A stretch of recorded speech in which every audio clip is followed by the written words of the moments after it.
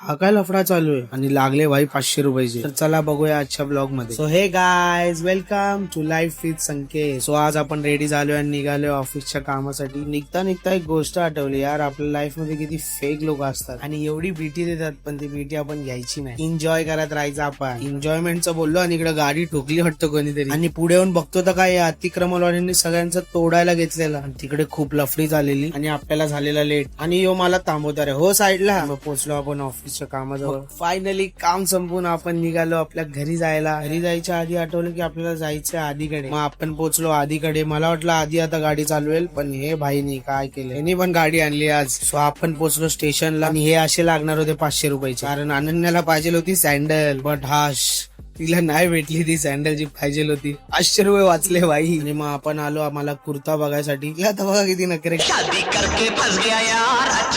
मग मस्ती करून आपण घेतला कुर्ता.